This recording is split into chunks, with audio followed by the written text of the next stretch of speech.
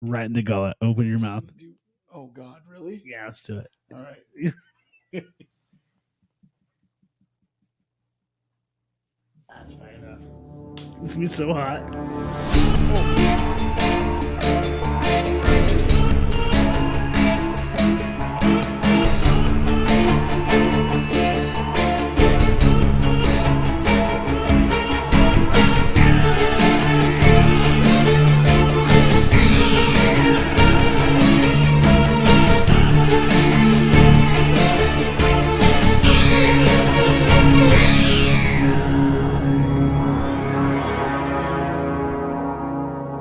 Here's Fucking cheers, bitch. motherfucker.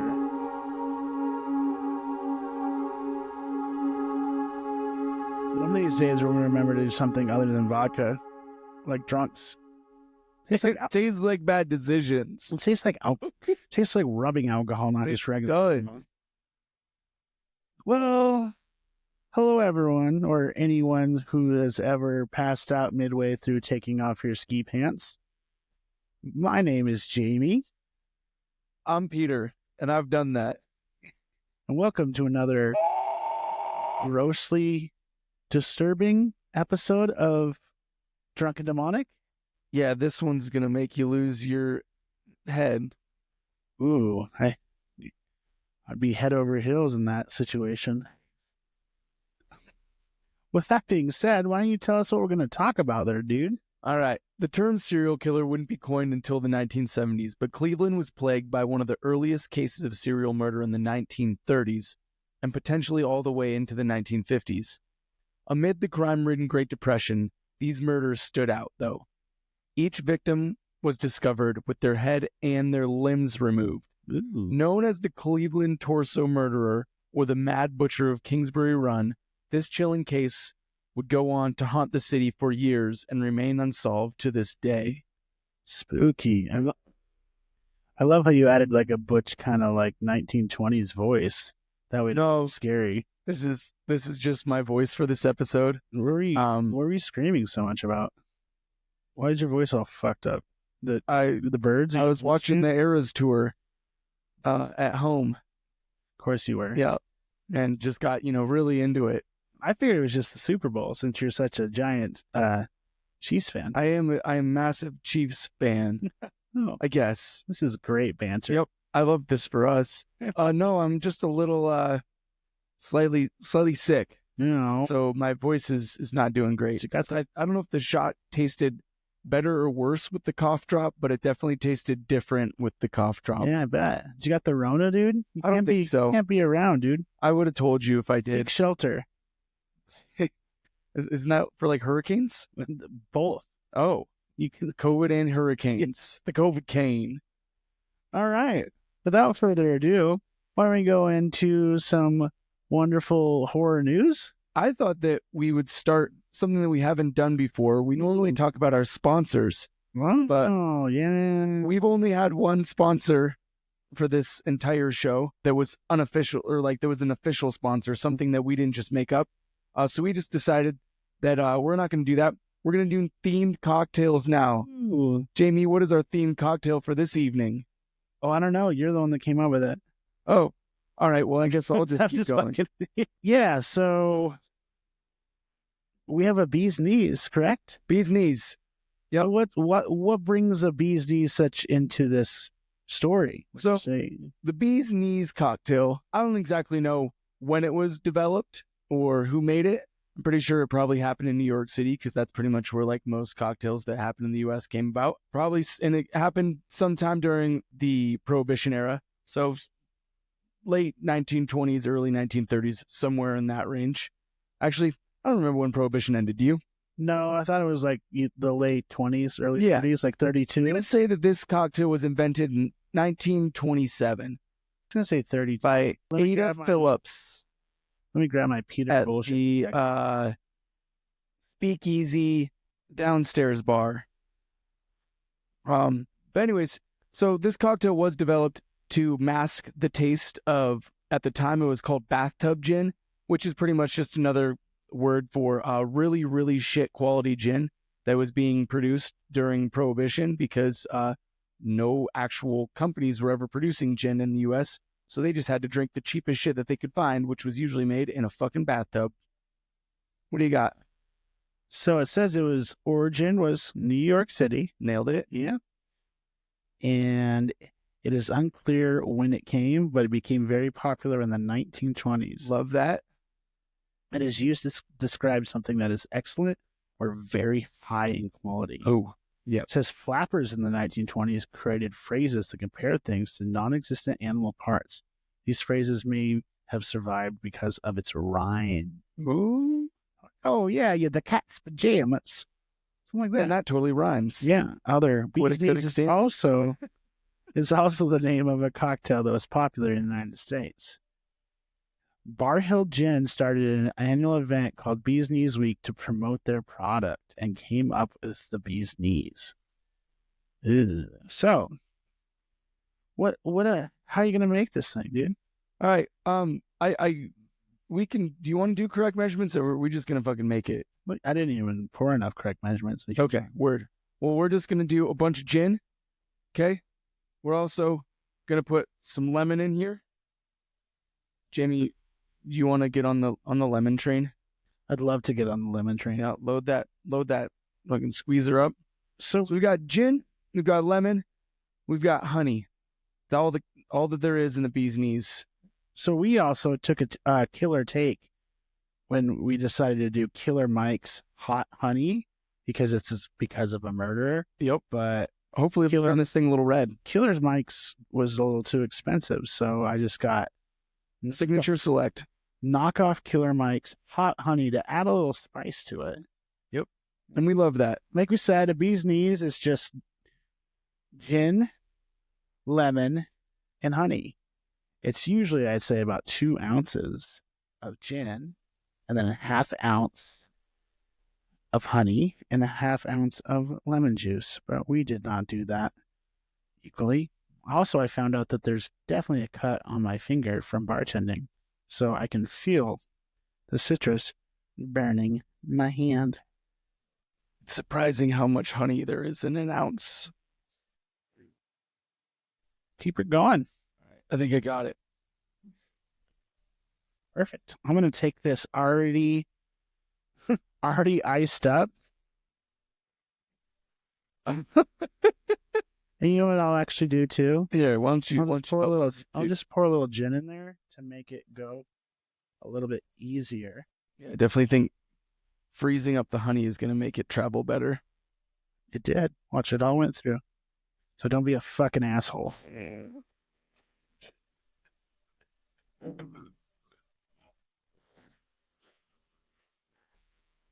Shake it up, shake it up, shake it up, shake it up, shake it up, shake it up. Rah, rah. You want to try? Hell yeah, dude. Give me that.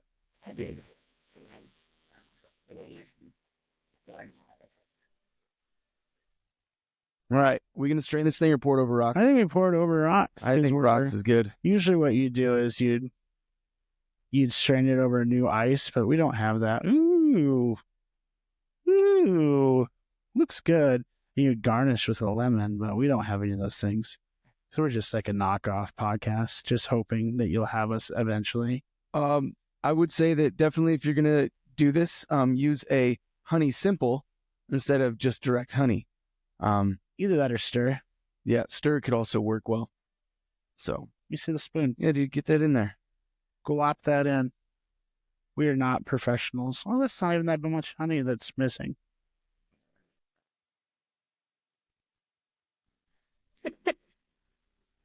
All right, now yours turn? Yep. I'm sure it's going to be just enough.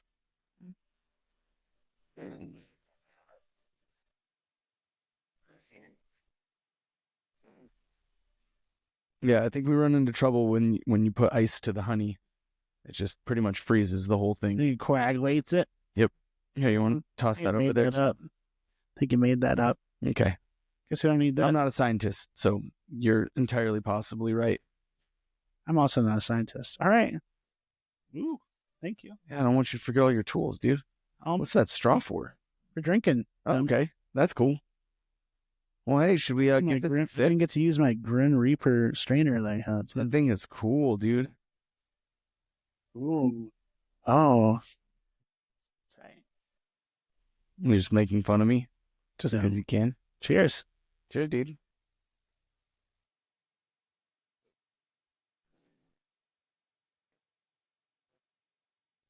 I could use more honey. Nope. That's all right. We'll drink it anyways. As you see, our first official cocktail theming of a show went Nailed. yeah, It was a home run. yeah, So, I can get a little spice to it though. 1,000%. I kind of like the heat on the back end. Yeah, I'm just gonna do this. Oh, I see what you're doing.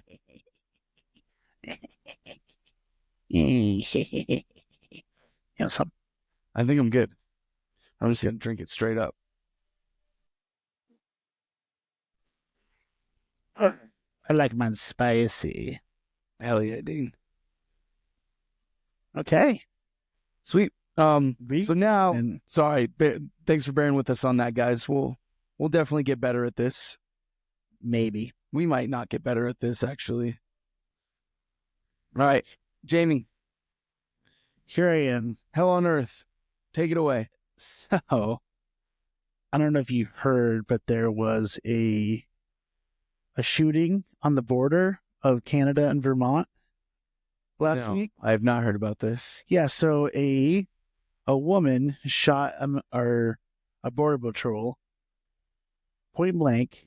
He tried to stop her. I guess they've been trailing these two people for a couple of weeks. Pulled her over. She got out immediately and fucking fired at the guy and killed him. Yeah. What the fuck? Yeah, so I'll just read a little blurb that I wrote down to kind of explain them to you. Okay. So Keep going. Huh? on January 20th, 2025, following a routine traffic stop, the United States Border Patrol agent David Moreland was killed in a shootout with Teresa Youngbutt, who was wounded, and a German national Ophelia Buckhart, who has also died in the shootout. So the chick lived, the guy that was with her died. What? So did the patroller. Yeah. How many people, how many border Just the three. Okay. Or just the one border patrol. Yeah. And then the couple. So the pair was traveling south on the Interstate 91 in Coventry in northern Vermont when they were pulled over as part of a traffic stop. The two were put under periodic surveillance nearly 1 week before the shooting, after they were reported to have armed and be wearing all black tactical clothing when checking into their hotel. The case has been connected to a string of other murders due to connections between suspects. The murder of Curtis Lynn in California and the double murder of Richard and Rita Zico in Chester Heights, Pennsylvania. So, What the fuck? So these people are on a full crime spree? So what they tied this into, which I go ahead and read a little bit more into, if you'd like, was apparently there's a secret vegan cult that's going around and trafficking children. What? And that's what they're tying this into, with the other murders that happened in California and Pennsylvania, is like a trafficking ring. And you'll have to read it, because I didn't pay too much attention to why it was called a vegan cult, but apparently that it's just like the practices of this man in California that these two people follow. How do they have the energy to be committing all these crimes if they're vegan? Beans. Beans? Do you think they're just crushing beans? Is that why they're able to? Because, man, I don't know. You got to have some, good source of protein. And if, I guess if they're just crushing beans, man, then good on them. But that's fucked up. Yeah. See, my other thing won't load, so I can't tell you That's wild. Okay. So they've been already connected to these other crimes? Yes. Hold on. They're U.S. citizens. The woman who was charged and convicted is from Washington State. Oh, this is already charged and convicted. This is not something that happened that... No, it says charged. Okay. I'm sorry. I always just say charged and convicted. Gotcha. Just like it's a second. I know. That's in my head. Yeah. It's okay. You always jumping the gun here. You just get excited. I do. And I also say things wrong. So she was charged in the fatal shooting of the U.S. Border Patrol agent. And the other guy who also died in the shootout was her companion, Yep. and he was from Germany. Okay. I thought I heard something about a German national. Mhm. Okay. So, do you know what this cult is called? no, You don't have a name for it it? didn't say anything other than vegan, is what I saw after everything I read. See, my initial reaction, and like, take this as you will, not trying to get political on it, I thought it was going to be like a January 6th connection, that these people were maybe like released. You know, you just said like the tactical gear and all this stuff that they had been checking in and out of like motels and stuff like that. I thought maybe they were like released recently from jail on like the January 6th pardons, but this is something completely different. Yeah, Sounds like they're liberals. I'm trying to say, yeah, exactly. I'm not trying to say that all vegans are liberal, but if the shoe fits, wear it kind of thing. Yeah. Huh. Is that a picture of her? Yep. Who does that look like? Go back. Looks like Corey Haim. Corey Feldman. Oh my God. Wait, who is? It looks like who? Corey Haim? Yes. Who's that? But not Corey Haim. Corey Haim's dead. Corey Feldman. It does look From Lost Boys. a little like Corey Feldman with like long hair. Yeah. And it could be him. Are we sure it's not him? This is... No. I know a girl's named Corey. So they're in some sort of anarchist vegan critique of society, is what they're told. It sounds like they're critiquing pretty fucking hard. You know? So that's all I could get from it. When you start shooting people that work for that society, that's a pretty aggressive critiquing, I'd say. Maybe they should tone down their the level of critiquing. In my opinion, that's just my opinion. Yeah, that's all. So I guess once we hear more of how this is part of this vegan anarchist cult, we'll let you know. But all I know is they said it's linked, and this chick is charged, and the other dudes are dead. Man, this is a crazy story. I don't know if it's episode worthy, but good work, Shady. Well, you can get more information from a podcast that's called Last Week's True Crime. Okay. I think and that's where I heard it from. Okay. So hit that up in the chat. That guy. Yo, Last Page of True Crime, up in the chat. Yep, hit him up. Yeah. I want you to tell me if this at all sounds familiar. In the last 5 years, between 62 and 87, bodies of men between the ages of 20 and 40 have been found in or near rivers in Manchester County, United Kingdom. Does any of this sound familiar to something we may or may not have talked about on the podcast? Doesn't ring a bell at all. Okay. Dude, what is happening? There's someone out there. There's a whole thing. It's the Manchester smiley Pusher. faces connect to it. I don't know of any smiley faces in this. That's right. I did ask the internet, and the internet told me that they did not find any smiley faces. I assume that's what you were going with, was either or the Lady Burke Lake killer. It's all the same. But those are all the same. You know that, right? We don't know that yet. We do know that. It might be Tom. We know that it's a shadow group that is working. It might be Tom Segura on the dark web.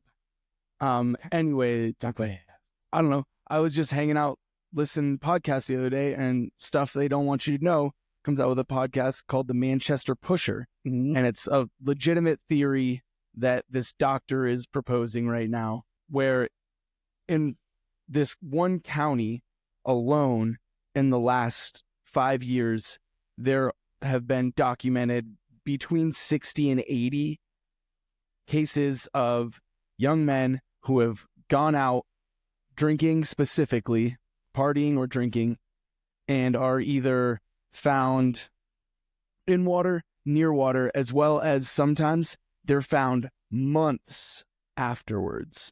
And like washed up, and somewhere that people obviously would have seen it if the body was being held there before. So I don't know. It immediately just, I had to bring it up because there's something going on. There's a group out there that is targeting men that are potentially inebriated. Although from researching this case, there's a lot of these cases where they have like CCTV footage of these guys walking home, leaving the bars and stuff like that. And they're not like, in the smiley face killings, we saw a lot of, he was completely hammered, drunk, and wandered away kind of thing. This looks very different. These guys are heading home. Obviously, they're alone, but they're oftentimes like, they're very capable of walking. They don't show signs of inebriation, of being drunk. Sometimes they're out for a drink or two, and that's it, and then they're heading home. But there's definitely, again, something going on. It's not just a U.S. phenomenon. It's across state lines, and it's across country lines now. There's something going on around the world. People are targeting.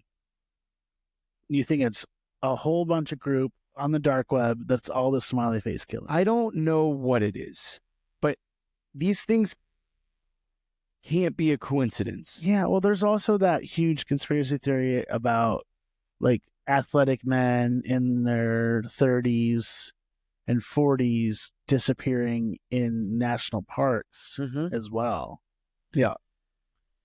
Yeah. So maybe murderers just target drunk middle-aged men?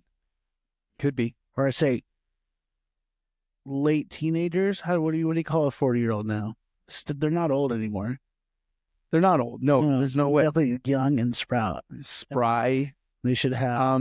Let's call them, like, I don't want to say ripe. Ripe doesn't sound right either. And ripe sounds gross. Yeah, ripe does sound gross. But that's a ripe looking right there. Man, that guy looks ripe, dude. Damn, that boy is ripe. Young man. Let's call them young gentlemen. Young gentlemen. Yep. In their 30s and 40s. In their prime. These men in their prime, there we go. We got to it eventually. Are being targeted by someone, some group. I don't know. But it's strange how often these cases are happening. And in England, huh? Yep. In England. We'll have to look more into this. Yep. Is there any... When's the most recent, do you know? I don't know. To be fair, most of this report kind of came out in like 2018. But it's 2018 resurfacing again because these numbers are bigger. So they're finding more. Yep. Oh. Anyways, I just thought that something we've already covered, but like it's not over yet. It hasn't stopped. It's continuing, and I think we should pay attention to it. Let's pay full on attention. Speaking of paying attention, it's really hard to look. I'm trying to look at you, and I just see the side of the box of Nosferatu. Hell yeah. He's staring the fuck at me like this. Anyway, he's kind of creepy. I digress. I keep seeing this thing over here. Are you talking about this stupid ass light that I bought? Yeah. That I thought it was going to be really... No, it's really cool. It's terrible. It literally is. It makes the room. It ties it all together. I really didn't want to use it, and you were like, yes, I put this thing together. Look at it, dude. It's cool as hell, dude. Yes. Look at all those colors. What if someone's not watching? They're only listening, and they don't even know what we're talking about. Well, this is motivation to go watch. It's probably the coolest light you could ever buy on Amazon. If you're just listening, what you need to do, you need to close Spotify, right? You need to open your YouTube app. You need to type in Drunken Demonic into YouTube. Don't click on the videos that are telling you about being possessed by the devil and how alcohol will help that. Don't click on those ones. That's not us. We didn't do those ones. Click on the ones that have our stupid faces on them, and then watch our video so that you can see what the stupid light looks like. Or you can just go and click in your Spotify app. There's a little button up top that says switch to video now. You did. You can. I didn't know you could do that. You just switch to video in Spotify now. Yeah. Spotify is trying to take a big push into video podcast. I love that for them. Yeah. Same for us, I guess. So you can watch us on Spotify now. Then do what Jamie said, because it sounds way easier. It's way easier. Oh, that's wonderful. You need some water or something, buddy? No, I'm just drinking my drink. Okay. Nope. See, it's almost gone. What are you going to do? I don't know. We'll see. Just drink vodka and honey? I don't vodka, honey, Vodka and honey. and lemon. I don't have any more lemon. No, well, good for me. That brings us to Horror news. What'd you watch? I have a little thing I want to say before I go into what I watched. Okay. Because I'm a little upset. I'm giving you the space right now. Thank you for giving me this space. I'm holding space for you. Thank you so much. So, little backstory. I assume most people know the backstory of us is that we live in a town called Steamboat Springs, Colorado. And it's a ski town. Oh, this is true. I can vouch. And we have one movie theater. It's not great, but it will do. I usually can watch, I'd say, half of the horror movies that come out. And however, They usually get here eventually. However, it has closed down. And the rumors are that it's opening up as a half movie theater, half music venue, kind of like Strings, which is like for like nice, quiet acoustic music. Yeah. Or like a place for people to book their parties. It's not a theater anymore. It's a theater. Yeah, so there will be, they're going to cut it in half. It's going to be an 8, instead of an 8 movie theater, it will be a 4. I don't get what they're going to do with like the 2 theaters that are on the right side though. I just don't think we're ever going to see horror there again. No. Well, unless we get big enough and we host our own like horror con there. I would be interested in that. Let's make So everyone put it on the chalkboard. Like and subscribe so we can have it. So I really wanted to watch Hard Ice. Greenboat Springs. Springs. I like the ring of that. I really wanted to watch Hard Ice because I've heard, we talked about it, and it is crushing. It's how I found out the movie theater closed. Yeah, because I was like, oh, when can I go see it? Is actually thumping. And then I was like, wait, what? There are no showtimes anymore. Yeah, it's gone. It doesn't even show up on the. It's not AMC. What is it? The company that they're Metro. Yeah, it wasn't on Metropolitan Theaters listed anymore. I was like, where's my movie theater? It's gone. Fucking bullshit. If you drive there, there's just everything's empty. Yeah. What'd they do with all the cool posters? I don't know. What they do with all the popcorn? I don't know. They probably kept the popcorn. They had some popcorn. Hate it all. Yep. Yeah, so also The Monkey came out this week. Did it? 12/12. I thought it came out the 21st. I'm pretty sure it came out the 12th. I could be wrong, but I could also be wrong. So I didn't get to keep up with any of the horror movies that I wanted to. And instead, like I always do, I watched just a true crime documentary that's been out for a couple months that I've been meaning to watch. Which one? Are you familiar with King of Tupelo? A Southern true crime drama? No. On Netflix? No. Do you want any of this? Yeah, I'd love some. All right, so this documentary follows this gentleman named Paul Kevin of Tupelo. Paul Kevin Curtis. And a little backstory about Tupelo, Mississippi. It is, in fact, the birthplace of Elvis Presley. Really? Yes. Okay. So the whole thing starts with he's obviously an Elvis impersonator. His brother is obviously an Elvis impersonator. The whole goddamn town is Elvis. Just all Elvis. They're all Elvis impersonators. What was that movie? Bubba Hotep. It was like a heist movie. Bubba Hotep. No. It came out, it had, keep going. I'm going to look it up. Sorry. I didn't mean to interrupt you there. No, you always mean to interrupt. I don't mean to. I just do. Oh. It's accidental. I don't have another answer for that. It's very true. All right. So Paul is an Elvis impersonator. He isn't doing so good and can't pay the bills. So he gets a job as a janitor at the biggest hospital in Mississippi. Okay. And he is sent down to clean something in the morgue, and he says he got really thirsty, and so he looks for a Dr. Pepper because he really would kill for a Dr. Pepper. And he opens up a morgue door and finds severed heads throughout the entire door. And he goes upstairs, tells everyone about it. And the next day, he's confronted by the hospital. They're like, you saw The administration. Yeah. They're like, you saw nothing. Don't tell anyone. He's like, and he immediately left and told every single person. And, This is a documentary? yes. And then he gets fired. He gets fired from the job.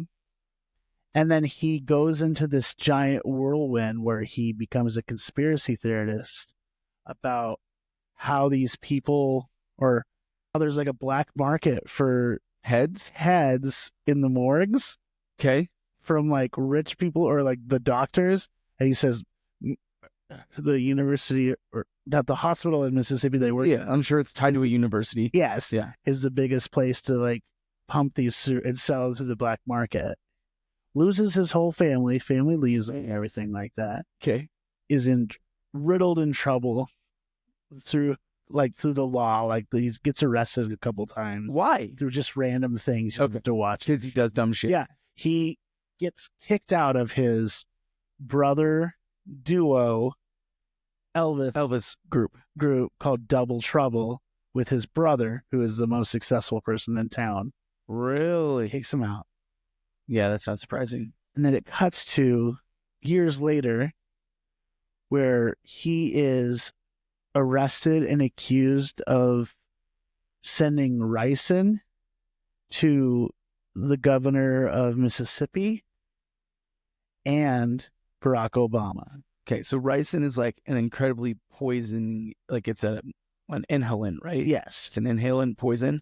Okay. Sent to Barack Obama. And then they link it to him. This all happened? Yes. All a true story. Okay. And then they catch him, Yeah. and then they question him about it. He's like, yeah, I don't know what we talk about. He thinks it's super easy. There's one town to go look at. And I'm going to let you, it's a 3-part or 4-part, but it where the plot turns is they question him for sending ricin to President Barack Obama, and he goes, rice? I hate rice. I never cook rice. Why would I send rice to the president? And then that's when they think they might have gotten the wrong person. Okay, one more time. What is the name of this? It's called King of Tupelo. Okay. A Southern crime drama. This is, without question, the most successful documentary that has been brought up on this podcast. Because every one of them that we fucking talk about is about a case that is unsolved, that hasn't been solved by the time this documentary comes out. And nothing has been solved after the documentary has come out. This actually sounds like we might be getting somewhere. It was really good. It sounds fucking awesome. I really enjoyed it. It sounds like Trailer Park Boys meets, I don't know, like 24 or like Mission Impossible or something like that. Kind of. Or like maybe like even just like literally conspiracy theory. Well, I'll check it out. There's a lot to get into it. So please watch it. It's been out on Netflix for a couple months now. Okay. I just finally got around to watching. King of Tupelo. Yes. I do like the band Uncle Tupelo. Who doesn't? Yeah, man. Who doesn't like Southern alt country? All right. The movie that I was referencing was called 3,000 Miles to Graceland. It's about a bunch of Elvis impersonators. Or they jump out of yeah, I remember that. Mm-hmm. Yep. Sorry. It's okay. It reminded me. I thought you were talking about Bubba Hotep, where Bruce Campbell from Evil Dead plays an Elvis impersonator. It's not the one. Also, The Monkey will be released February 21st, 2025. I hate when you're right. Sorry. What? What's wrong with my hat? Like every time I look over, it's just like this, like a gangster or something. Yeah, dude, you look cool like that though. All right, dead noise. I was just gonna talk real quick that like I'm really excited about The Monkey. I don't know. I've seen the trailer for it. I'm not gonna let myself build it up too much, no matter how many advertisements I hear about it, because I think It sounds like it's gonna be good. Oz Perkins, who directed Long Legs, is That's just directing it again. Just asking. Directing it again, or the director? Well, he's the director. You know, We got James Wan, who's the Conjuring universe, producing it. I don't really know any of the actors that are tied into it, but do you know where the story comes from? I know it's a Stephen King short story, and from the trailers that I've seen, everyone dies, and that's They just released the popcorn bucket too. Have you seen it? no, It looks so. It's just like it's just the monkey, and it just like opens up. Well, we thought to deal with all these popcorn buckets. When did this become a thing? People buy them for collectors. Yeah, so it's been. I think the only one I've ever actually seen was the Dune one, and I thought that was really funny because you wanted to put your dick in it. Is that why? No, I thought that was like, why would you put popcorn in that? No. So it's been a thing. Like the Nosferatu one sold out within hours. What was it? Just like the vampire head? Oh, a coffin? Yeah. Okay. Yeah, and like the Deadpool one like mimicked the dude when it was just like Wolverine, and his mouth was like this. Okay. So I'd say these buckets. I don't know. Okay. You speak. Well, you're speaking. We'll never know because someone that doesn't have a movie theater. We don't have. Yeah, that's what I was getting. I want to say it's like AMC or something. One of the popular ones came out with buckets. Yep, it is AMC, and the monkey bucket looks really cool. Yeah, you got the monkey, and he's got a toy monkey. Yep, it's a demon. Yep, and it wants to kill everyone. I think like whoever had the family, they're the family that has the monkey. Yeah, everyone around them dies. Oh, okay. And the two brothers. So you want the monkey in a quest for trying to figure out why everyone dies because of this monkey. Okay. That's what I got from the trailer. Okay. I get that. Okay. Do you disagree? No, I don't know. Did you ever watch the trailer? Yeah, I've seen the trailer. Okay. Yeah. What I paid attention to the most was like, everyone dies. Everyone dies. This fucking light is so dumb. It's not dumb, dude. It's super cool. Look, it's strobing. All right. So I did want to mention Monkey looks cool as shit. I'm excited to go see it whenever the fuck I can get to it. I'm sorry we couldn't go see Hard Eyes. I was excited for that as well. What I did get to watch was a lovely little film featuring Channing Tatum, and I believe it's Naomi. I need to look up how. Just Watts? No. Campbell. Nope. She's Pringle Camp. Not. Schwartz.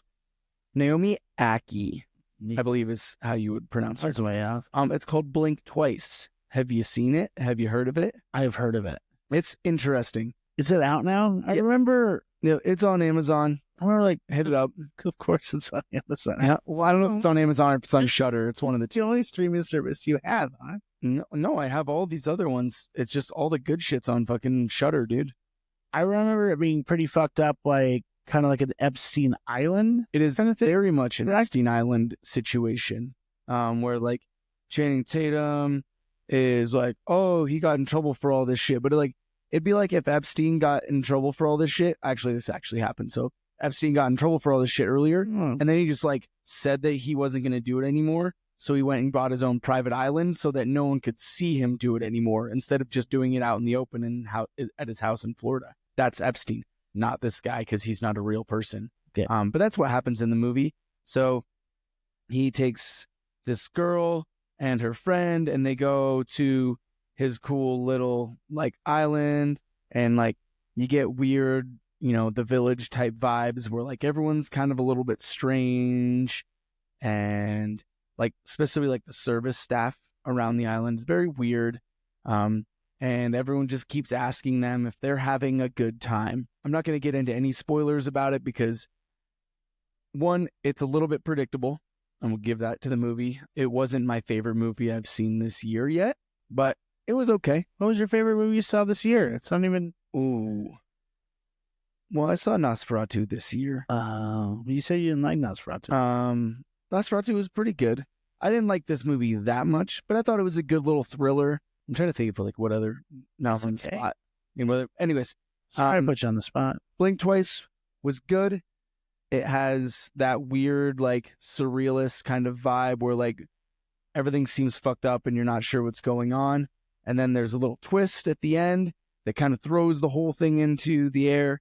And you kind of get this, I don't know, it's very, I don't want to say anti-men, but it definitely has a strong current of, like, dudes are fucked up and, like, what they do is not cool.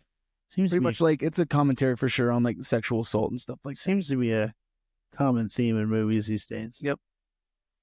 We're just So- bad people. Anyways, I thought it was good. I think it's definitely worth checking out. I don't think it's the greatest movie I've ever seen. Mhm. I think that the acting in it was actually very good. I thought that the plot and the like dialogue was maybe not the greatest. So, yep, acting great, and the rest of it was okay. A little bit predictable.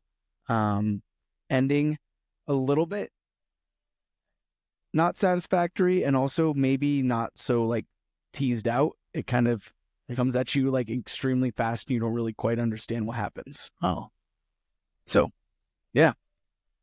Anyways, yeah. should we move Keep on? going on. Yeah, just like beating a dead horse over here, pal.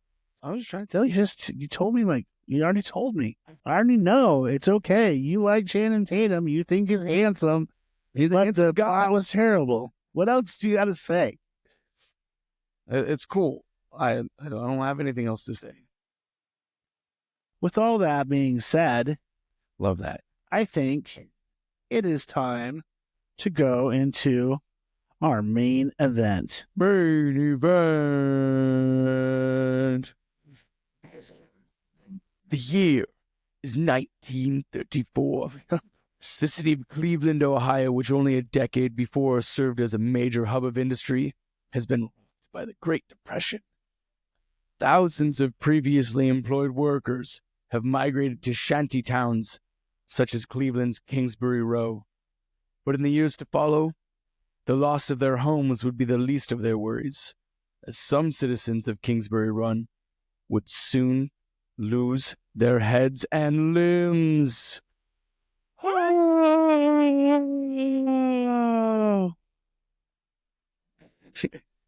What do you think, dude? Tease it good? It's great. All right. I've just never heard it like that. Yep, here we go. All right.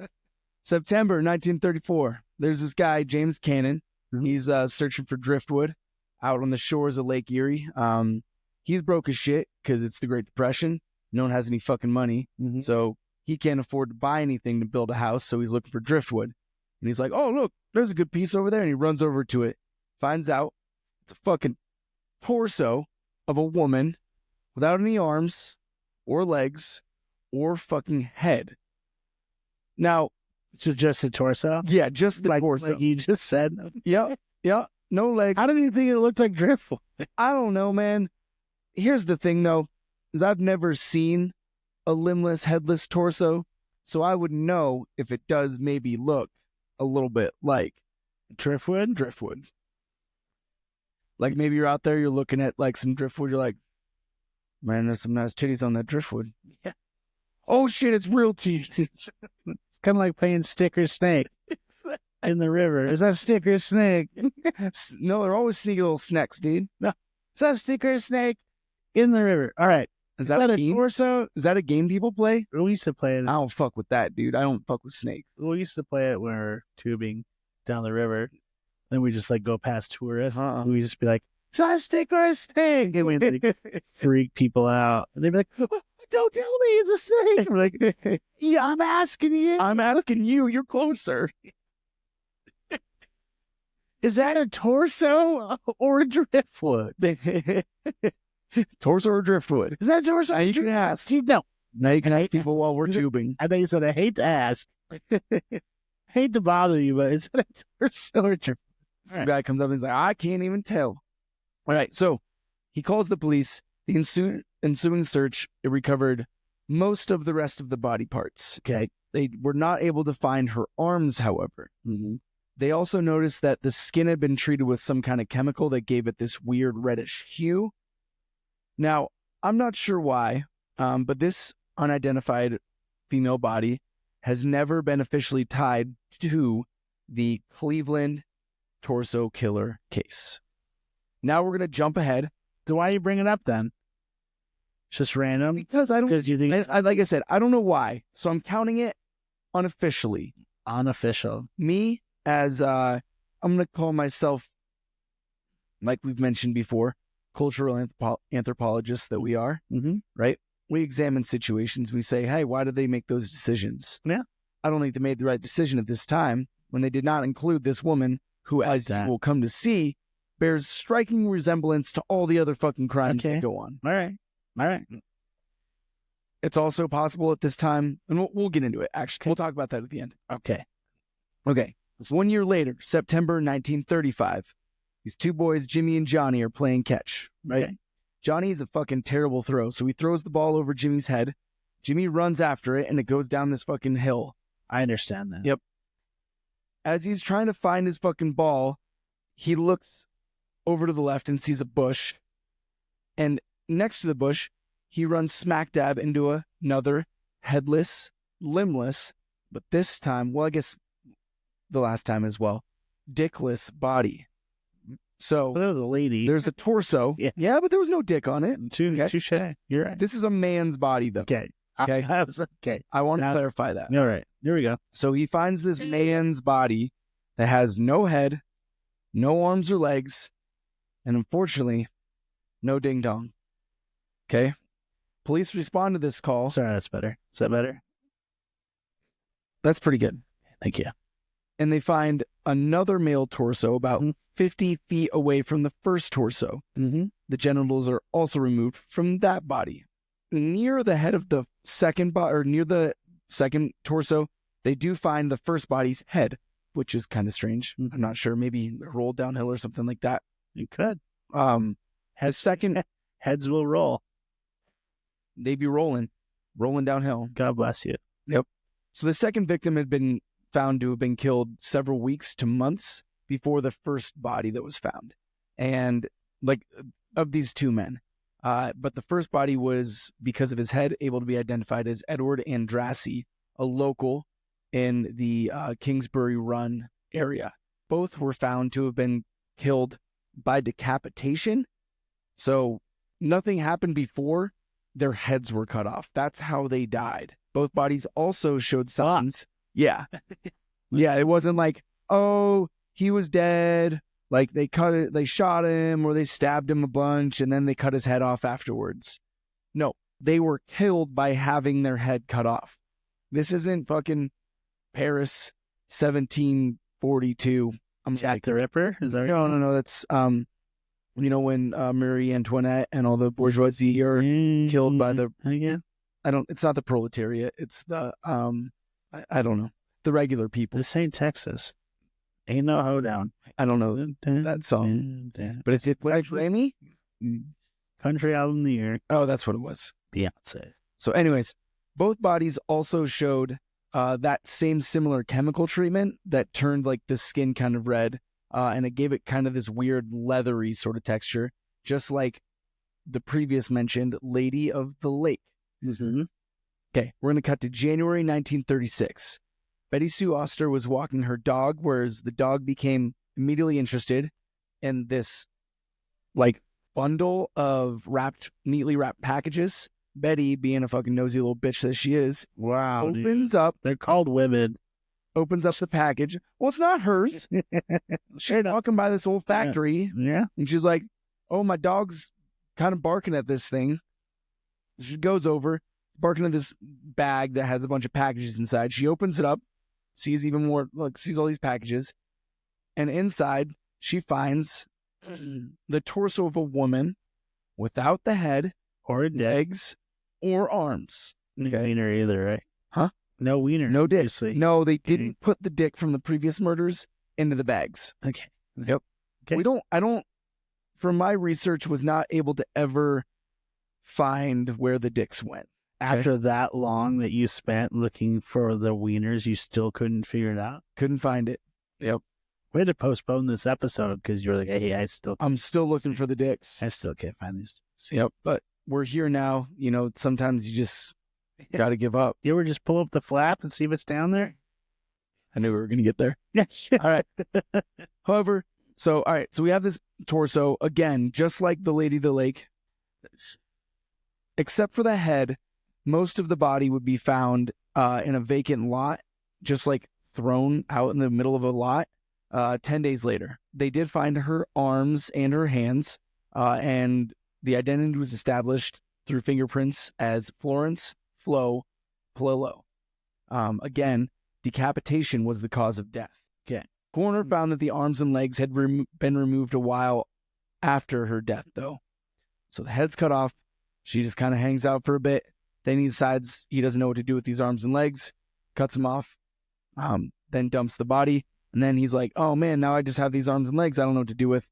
Vacant lot, throws them out there. At this point, lead detective Peter Murillo found a connection between these two identified victims. Both Flo Polillo and Edward Andrassy would frequent the bars of Kingsbury Run and had few run-ins with law enforcement before. Now, being able to connect these two as well as like the obvious connection that they were Drunks. Definitely, yep. That's the main thing that they were able to connect them with. But the fact that their heads and limbs were missing was a big MO. I guess that's a connection with the MO. They're hanging out bars. Yeah. Like Murillo concluded that he had a serial killer on his hands. Now, serial killers, like I mentioned at the very, very beginning of this entire episode, the term wasn't even coined until the mid-1970s. We're in the mid-30s at this point. Mm-hmm. They don't really have the term serial killer at this point, so they don't really think to jump to this conclusion until it really needs to be, which is, I think, potentially why the Lady of the Lake was not included in these series of crimes, because she was potentially the first. That makes sense. And they were like, no, she doesn't count because she's a woman. It's the 1930s, so she doesn't count. Just throw that name back in the trash. Yeah. When I die, put me in the trash. I think you also mentioned it in the 3X Killers that it was the same thing. They're like, there's never been anyone that killed it more than one person. Yeah. Like honestly, most of like crime in most jurisdictions were like, oh, that guy was banging that guy's wife and that's why he killed him. Or like, oh, it was a drunken brawl. Or, you know, most of the time it was people that knew the other person that they were killing. Very rarely did it occur that people were randomly being selected and killed. And so even at this point, they didn't know if it was necessarily a serial killer. I can't remember what the term is, maybe multiple killer or something like that, where he's moving from, not necessarily if they're random victims, but they might be people that are, you know, he's going from one vendetta to the next to the next. So they haven't, because they're saying, oh, everyone's from Kingsbury Run that we have identified so far. Now, I will also say that for the most part, there's one body later that is unofficially identified, but these are the only two identified bodies we have in this entire case officially. What? They're the only connection to each other. That's why they were thinking maybe they didn't quite have a serial killer. It was someone that was frequenting the bars that knew these guys, and that's why he killed them. Now, that doesn't make him not a serial killer, but it does make it a random killing. So we're going to jump forward a couple months to June 1936. Okay. Fucking Jimmy and Johnny are back at it again. They're playing hide and seek. Fucking Jimmy and Johnny. Johnny trips over a balled up pair of pants running after Jimmy. They both turn around. Jimmy's fucking laughing his ass off because Johnny's rolling on the ground because he twisted his ankle. Now the boys rolled up the pair of pants to discover, or unroll the pair of pants, and they discover a decapitated head inside the pants. Same kids? Same kids. Not making this up? I'm making this up. Okay. Yeah, no. But it is interesting how many children find the bodies in this story. Okay. Now that I'm thinking about it, maybe they did it. Maybe it was these fucking kids, man. No. Oh, I'm just saying, literally they find 3 or 4 of these bodies out of the 12 that we have connected to this case. I think you think you just solved this I think I did. unsolved murder from the 1930s. Saying that Jimmy and Johnny, I should call it up. the two kids that you made up, are the killers. It's entirely possible. Erroneous, sir. Potentially. You don't know that. I do know that. Really? Have you interviewed them? No, because they're The system? It's because they're fucking fake, dude. You said that. I did make up the children. Yes. So anyways, the rest of this body would be found the following day. Only the head had been removed for this particular victim, right? So they find the boys trip over the head, Mhm. and then the next day in the nearby area, they find the body stashed into this weird corner covered up by a bunch of boards. Okay. Now, this body was found with 6 very distinct tattoos on it, which at the time was very rare in the 1930s. Yeah. Only sailors and criminals. I'm looking at you. You have tattoos too. Tell me. I only have a couple. I only have a couple as well. Only sailors and criminals have tattoos in the 1930s. Fuck you. How's all that sound? But here's where it gets crazy. Okay. So a death mask was made of the tattooed man's head, and it was put on display at a local fair happening in Cleveland. The hope was that there would be someone who could identify this man, because there was guessed that there would be 100,000 people who would be passing by this death mask. The death mask is still intact and can be found at the Cleveland Police Museum. It is also said that the mask is either cursed or haunted. 3 other masks were made during this case to help identify victims. None of it helped. No one was ever able to identify anyone from these death masks. So either these people were maybe strangers and didn't live in the Kingsbury Run or Cleveland area, or maybe the guy who was doing the death masks was like really bad with plaster. Or maybe. So it was a recreation of the face? Yeah, what they do is they take plaster, Paris plaster, and they put it on the face, and then they kind of paint it to represent what the person would look like. Yeah, it could be they're just really bad at it. Yep, they might just be really bad, or it's just like a no name person that no one gave a shit about. Yeah. Yep. Also that because he's a criminal with his tattoos. Don't fucking look at me like that. Bend you over my knee right now. Don't. Young man. No, don't. All right. We're going to jump forward to September 1936, the same year, but later. A man or a vagabond was running to hop onto a train. He was train hopping, right? And he trips over a headless and limbless torso. Seems to be so he's just run alongside the train. His fucking hobo buddies are like, come on, John. Come on, jump on up. And he's like, where are we going? They're like, I don't know, wherever the train's going. And he's like, all right, let's go. And he just fucking eats shit. And he turns around and everyone's like, oh man, I think that's a body, dude. And so he has to call it in and he doesn't get to go on the trip with his friends. Was it a cell phone? Yeah, either that or he probably had Starlink or something. Yeah. Probably. Emailed. So anyways, police found the rest of this body dumped in a nearby, they call it a pool. To me, it sounded like a big ditch that a lot of people just pissed and shit in. Cleveland pool. The Cleveland pool. Yeah, there we go, dude. Taking the Browns to the Super Bowl. The Cleveland pools. Oh, man, you fell in the Cleveland pool? That's the Browns right there. That's why they call it that. Nothing's made more sense than this.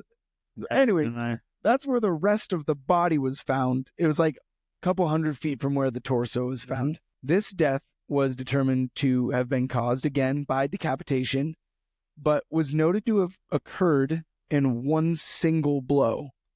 So a clean cut. It wasn't like it was hacked at. It was sliced right through. I don't know.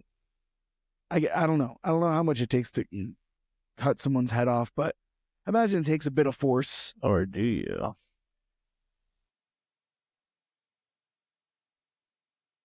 I don't. Okay. Yeah. But so from this, the main detective we've been talking about, Detective Merlot, was determined that the killer was most likely a doctor or a butcher that had a good knowledge of anatomy, and that he was also probably a pretty strong dude. Because he cut straight through vertebrae, missed all the bones. Pretty hard to fucking do. Exactly. So, at this point... Side note real quick. Hit me. Don't hit me. Your voice. Yeah. It's really hoarse. Yeah. I hear honey is good for it. We happen to have some honey Okay. here. Would you? Yeah, hit me up, dude. Can I squeeze it? Can I give you a squeeze? Squeeze me, dude. Right in the gullet. Open your mouth. Oh, God, really? Yeah, let's do it. All right.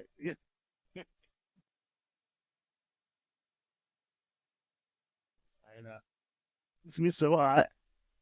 Oh, fuck. Should I do it too? I'll do it too. That way you did it.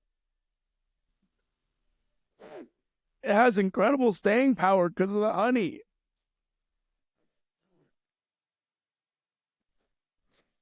Well, that's cayenne. It's pretty good. That's really good. It caught me more by surprise than anything. It's not overly hot. No. It's very good flavoring. But it doesn't go away at all. No, that's a chili for sure. Interesting. I like it. It's pretty good. All right. Your voice is already better. Thanks, dude. I don't think it is, but Oh, just let's do some more. I'm going to try just like, drinking some water and Okay. stuff like that. All right. Well, let me know. The offer still stands. You want some more? I'll come back to it. Don't you worry. If you want some more honey. So like we were saying, at this point, the city of Cleveland is in like fucking fever pitch. Everyone's losing their mind. They're yelling at the police for not finding this guy. And the mayor appoints Elliott Ness, Cleveland's public safety director, to assist on the investigation. Now let's go into a little bit of history on Elliott Ness. You know who I'm talking about? Yeah, he's the guy from the Mr. Untouchable? He's the guy from the Bare Naked Lady song, right? Straight to your chest like Elliott Ness. Or is that it? I don't know. That's how I knew him. It's like, what's the song? Anyway, Yeah, he's a detective out of L.A. that was flown to Cleveland, correct? correct. Oh, bummer. He made his name in Chicago, serving That's what it was. a prohibition agent during Prohibition. Prohibition is ended at this point. So he's a prohibition agent for the Bureau of Investigation, which would later become the FBI. He is known as the leader of the Untouchables, which is an incorruptible group of lawmen that are based in the Chicago area. So pretty much Elliott Ness made his name by putting Al Capone behind bars for the biggest of all crimes, tax evasion. I did, side note, remember the lyrics or where it came from. Is it California Love? By Tupac. Yeah. How'd you know? Because I know the song. Because you looked at my computer. That's why. No, because I know the song, but I didn't know why you said. I don't know. Bare Naked Ladies. Straight to your chest like Elliott Ness. Oh, good for Tupac. But in the city of sex, we in the bomb state. Exactly. You didn't know it. You just acted like you did. They know where you're for the dance floor. I mean, I know that the verse. I know where you. But I didn't know what song you were talking about because you dropped Bare Naked Ladies, and I know Bare Naked Ladies and Tupac. Well, because I couldn't think of who actually sang that song, like the lyrics, so I hadn't heard it in forever. Mm-hmm. I'm just like, sounds like something ridiculous, like 1 week. Yep, I could see that. It's actually the verse from Dr. Dre in that song. It's not Tupac. Mm-hmm. Yeah. All right. California Love, ladies and gentlemen. Great song. Has nothing to do with where Elliott Ness was stationed. Okay. I don't know. I guess we'll never know. So I'll let you go. Anyways, he's heading this group that is called the Untouchables, meaning in the time of Prohibition, almost everyone was corrupt as far as law enforcement went. And Elliott Ness's claim to fame with him and his guys is that they were incorruptible or untouchable by the mafia. And that's why they were able to nail down Al Capone and get him on tax evasion, which he ended up actually spending the rest of, I think, his life in jail. I can't remember if he got released, if he died. I can't remember. But anyways, it got him behind bars. So at this point, Elliott Ness has been brought in to help assist with the investigation. And at this time, the coroner who's been doing all these reports, in coordination with Detective Murillo, Ness, and several other detectives, doctors, and psychologists, form what has been come to be known as the Cleveland Torso Clinic, which Jamie is going to tell us about real quick. I'm not. I looked up everything, but I thought it was the Cleveland Torso Committee. That's probably the same thing. And I couldn't find anything on it. The only thing I found was it just Elliott Ness talking to other officers about who it possibly could be. Okay. That literally, I was like, I'm just going to ask him during the podcast because I looked it up, tried to find podcasts or YouTube videos and couldn't find shit. I'm like, he's fucking rowdy. Well, anyway, he's making it up. So the Cleveland Torso Clinic actually that makes being sense. noticed, like we're making note of it because it is one of the first documented instances of criminal profiling, or what is now known as like criminology, where they're not looking for a specific suspect. They are building a psychological, a physical, a mental profile of who this killer potentially could be. Mm-hmm. And from this, they determined, again, like we mentioned earlier, Murillo has already come to the conclusion that it's most likely this guy is either a doctor or a butcher, is incredibly strong. They're guessing he's maybe a bigger sized guy. He lives most likely in the area because where all these people are being found, there, as well as the fact that most of at least the two identified people that we have are what we would call like local, like barflies hanging out. Flo Polillo was not a barfly, but was a bartender as well as a local prostitute. I thought she was a hooker. Yep, exactly. Yeah. Was a local prostitute. And a bartender. Yep. Bombs, dude. My question with that, yeah, but like, all right, not enough money bartending that you just got a hook to, or she's just greedy and she knew what she could get. What, like, I don't know what tip percentages are for a prostitute, but like, I imagine, like, do you get tipped as a prostitute, or is that a flat rate? I assume it's just like you just pay that money. I don't think you tip that. So if you're like, but like, okay, so Flo Polillo is working the bar. You show up, you get a couple beers, you give her some, you give her, the tab's $35. Not in these days. The tab's $3.50. Call it $7. Yeah. Well, you ring up a big tab because you were buying drinks for the whole fucking bar. So let's call it, $3.50 for all your beers and stuff like that. You give her $5 because you're a nice fucking dude. But then like you also like want a banger. Mm-hmm. Do you have to tip on top of that, or does the tip from earlier cover it? I'm looking it up right now. What are you looking up? I'm asking you if you should tip a prostitute. Man, I love this for your fucking computer. No, your dad's got it blocked. Oh, it's blocked on the internet? Yeah. What do you got? I can see you found something. There's no set rules for tipping a sex worker. We do not expect it. However, we appreciate it when you do. In my experience, clients who tip fall into three groups. There are clients who tell me to keep the change, which is maybe $10 to $20, or other clients that tip $50 to $100. This is from a prostitute herself. From Cora. Love that. Interesting. Okay. So anyways, I'm glad we clarified all that. Anywho, that's going to finish up our communications on the Cleveland Torso Clinic. Pretty much what they did is they kind of set a profile of who this guy would be. They said that he most likely was able to had a home and was not living in a shanty, most likely, which Elliott Ness completely ignores.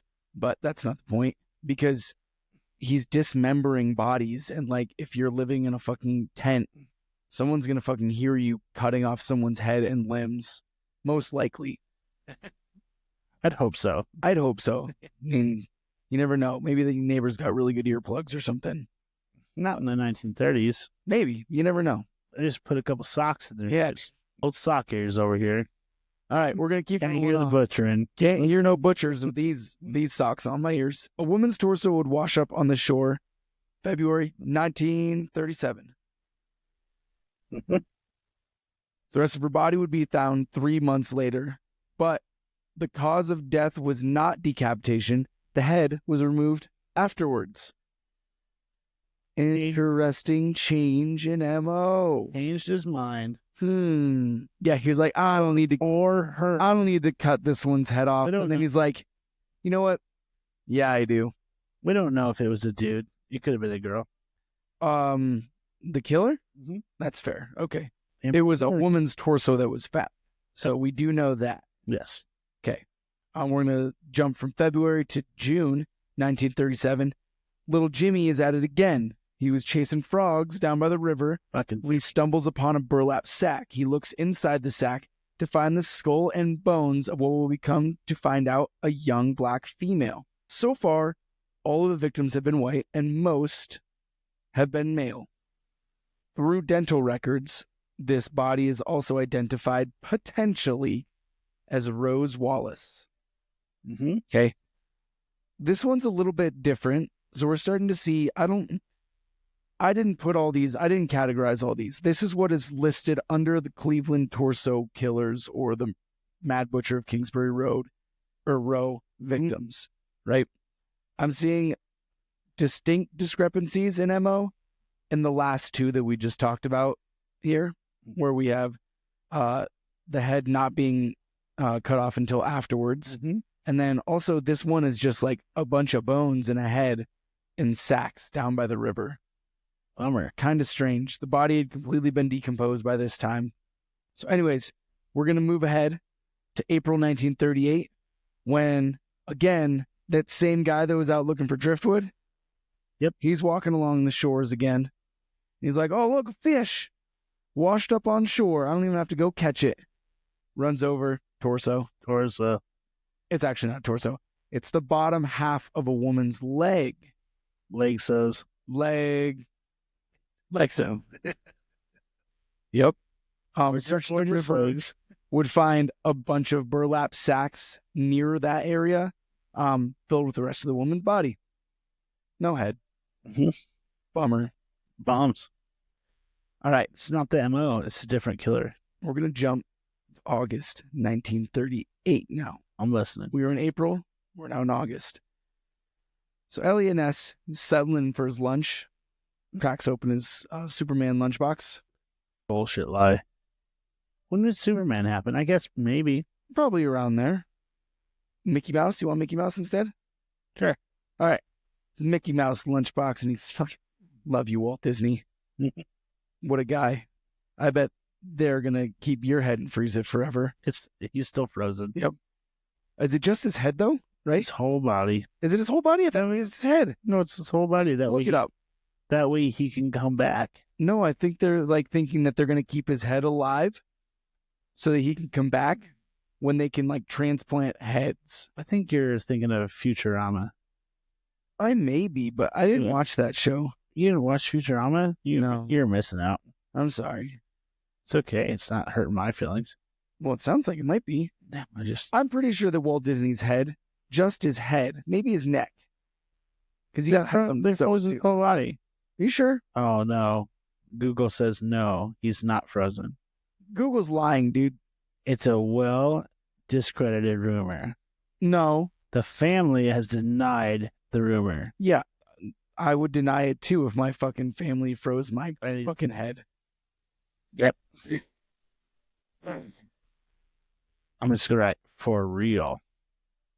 For real, though. For real, though. I'm surprised you spelled it Though and not Tho. I'm not that gangster. All right, I don't see anything about just head being frozen on there. It's the whole body. Okay, fine. Fine. Lovely couple. His whole head's frozen. This guy with a man bun and this. Yeah, what is going on? I don't know. Thanks, trustandwill.com. Are you sure it's not just his head? No.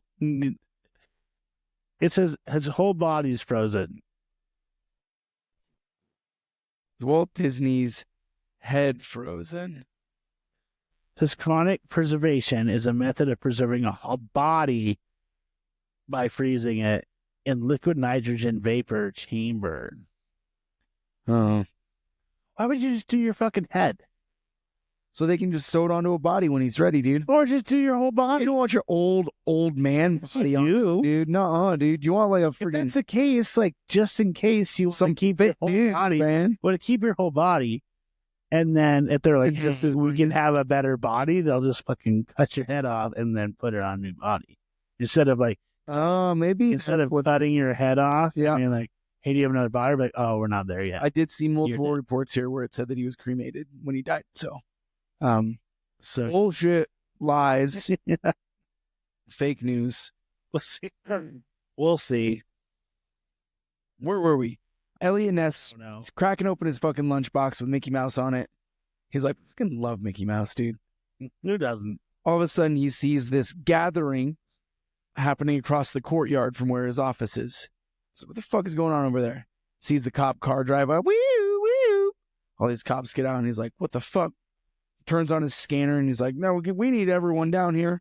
So he fucking walks over. That was my cop noise. And he finds that police have been called as another torso has been located within view of Elliott Ness's office window. Yeah. Scrap collectors found a comforter wrapped up on the side of an old factory. They find a woman's torso wrapped in a man's sport coat inside that rolled up comforter. Police then find a makeshift box containing the woman's hands, head, and legs just down the road. As police expand, what were we saying? Say that 3 times fast. You don't have to. Police find a makeshift box nearby containing the woman's hands, heads, and legs. Hands, heads, and legs. Hands, heads, and legs. Hands, heads, and legs. Hands, heads, and legs. Thank you. Sweet. I didn't mean to get that excited. This is really gruesome. As police expand the search, they find another body just 100 feet away. Just a torso? Just a torso. Yeah. I thought. Sorry. Elliott Ness loses his fucking mind. He knows now that the killer is taunting him. Ness, not used to losing or not getting his man, makes a drastic decision. He's like, fuck everyone. I'm fucking catching this guy. I don't care what it takes to catch him. 2 days after the discovery of the most recent bodies outside his office, fueled by rage, he conducts a raid on Kingsbury Row. Mm-hmm. He searches through every home, shanty, shack, and tent for evidence. The raid results in the police taking in 63 different men for questioning in regards to the case. And lastly, having gone through the entire fucking shantytown of Kingsbury Row and not found any significant evidence, he decides to torch the entire shantytown and watches the entirety of Kingsbury Row burn to the fucking ground. Where do they live? Yeah, he didn't fucking solve any problems for homeless. No. Now there's all these fucking people out there. That's where they... All of this was done, according to him, in the name of public safety. Now his reputation takes a massive hit from this, from which he will never recover. The move, however, did seem to work, as the Mad Butcher of Kingsbury Row would never strike in Cleveland again. Because his house was gone. Yeah, he's like, fuck, guess I'm moving. Fuck these guys. Guess they got me. Man, it worked. So, trade off. That is going to be the end of the killings. Mm-hmm. In 1939, police would arrest Frank Dolezal. Now, Dolezal had been former roommates with Flo Polillo, and had connections to Edward Andrassy, as both were frequently seen at the bars of Kingsbury Run. Frank would confess to the crimes of the Cleveland torso killer. A female prostitute would also claim that Frank had drugged her and tried to kill her.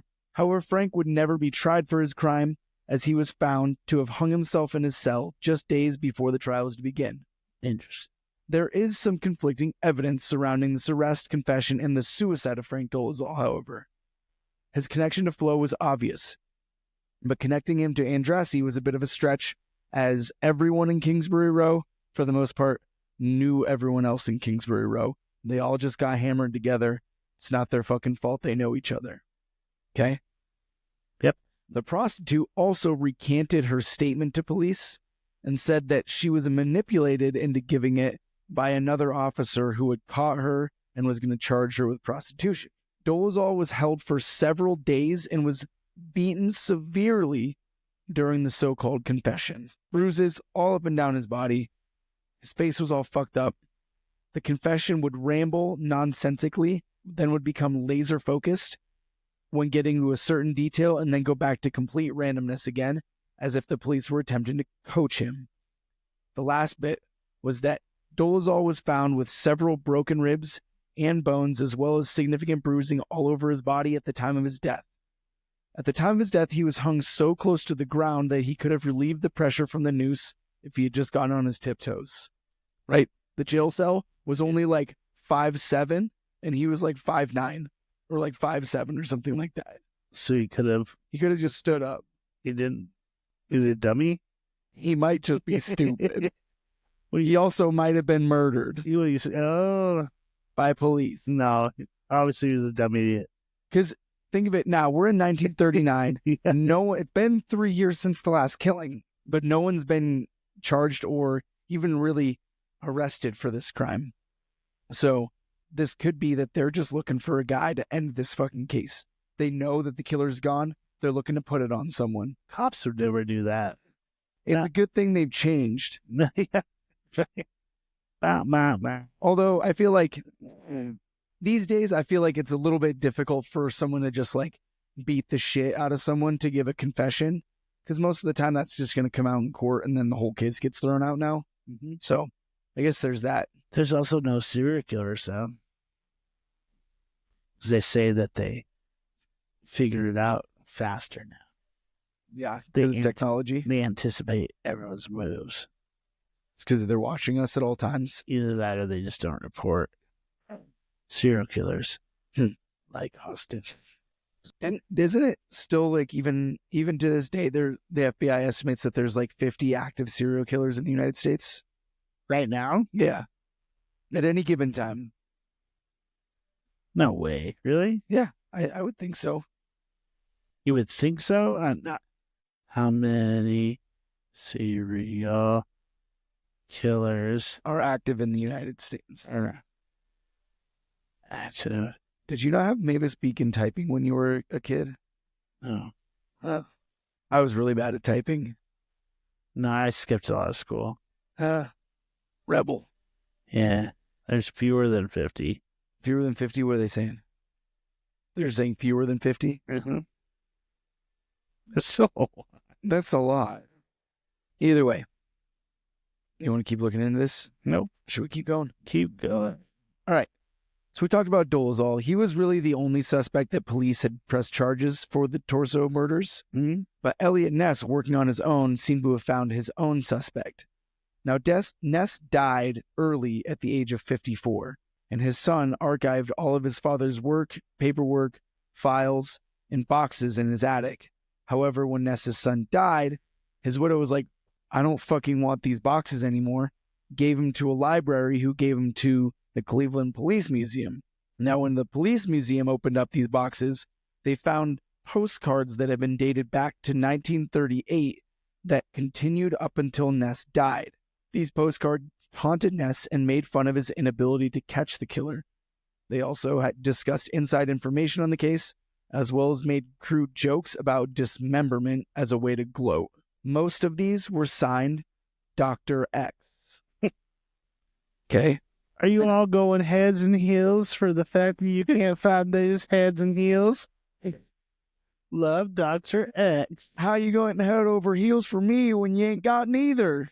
Losing my head over you. I'd give it a torso or two. Signed Dr. X. That's what I pictured. For the most part, they didn't quite understand who Dr. X was. Elliott Ness was aware who Dr. X was, though. In the 1970s, there was a local playwright in the Cleveland area who was adapting a play about the Mad Butcher of Kingsbury Row, and in her talks with those closest to Ness, found that he had at one point off books and illegally held a man in a Cleveland hotel for at least a week, starving, beating, and interrogating him. This man was eventually revealed to be Dr. F.E. Sweeney. Now, Francis Sweeney looks like a very good suspect for these crimes. He's a medical doctor. He has been in and out of mental institutions for schizophrenia. He has alcohol addiction where he would lose days of time. Okay. When detained by Ness, he failed 2 polygraphs. It was also the early days of polygraphs, and I can imagine maybe you'd fail a polygraph or 2 when you're like getting beaten the fuck out of and you haven't eaten in like 5 days. So maybe that one's not so great. His medical office was located adjacent to Kingsbury Row. He often frequented those bars where the victims were said to have hung out. Sweeney seemed to have avoided detection due to political influence, as his cousin Marty Sweeney, good old Marty, was a prominent Ohio congressman. They've shielded Francis from prosecution. You seen True Detective season 1? No. Okay. Is that a good show? You should. You want to talk about it? I'm just fucking with you. You got questions? Okay. It's the exact same thing. And finally, his time in mental institutions where he was not self-admitted, where he was committed to mental institutions, coincide with a dramatic stoppage in crime and the murders. Right? He was committed in late 38. I think it was like December until the mid-40s. Now, Sweeney did move out of the state, and there are certainly, this is gonna like that kind of ends our case as we know. As we know it. Oh. Bless you, my child. It is possible that Sweeney left the state and committed these crimes in another state. There is a very well-known case of the Pennsylvania torso murderer, which picked up in 1942, I believe. It's definitely close to Ohio. Really close to Ohio. Damn near. Also, real close in time. Hmm? Pretty interesting. Jamie, that ends this put case. A fork in that. Who the fuck did it? Not those kids that you thought. You don't think the kids did it? No. You don't think it was little Timmy? Little Jimmy? You said Jimmy Johnny. No. Obviously, no one knows what happened. Yeah. I saw that they recently brought up some like DNA, like to like figure out who the people were. Okay. Like 2024. Help identify. People are still trying to identify it. Oh yeah, this case, like people are still obviously interested in it, but no one knows what happened. So I would say I don't know enough. Yep. To tell you who it was. If you had to guess, like, you think the profile's pretty spot on? Some kind of like doctor or butcher or something like that? I would think it was be a butcher. Yeah, sure. Depends on someone who just fucking nails someone in the neck. Yeah. I like the doctor theory, especially when we're talking about old-timey doctors, where like they're just kind of like fucking figuring shit out. We have specifically mentioned earlier on in the case these like weird chemical treatments that are done to the bodies, where like skin is turned to leather and stuff like that. To me, it kind of, I lean towards it being someone that was playing with different, like, oh, what happens if I do this? What happens if I do that? A total psychopath, but still someone who's doing these like weird tests in the name of like medical science. So I tend to lean towards that doctor theory. Plus they have, you know, a good knowledge of the anatomy. I don't necessarily know why they went to these lengths, but they're probably just crazy. It could also be someone that's not a doctor or a butcher, and that's why they never found them.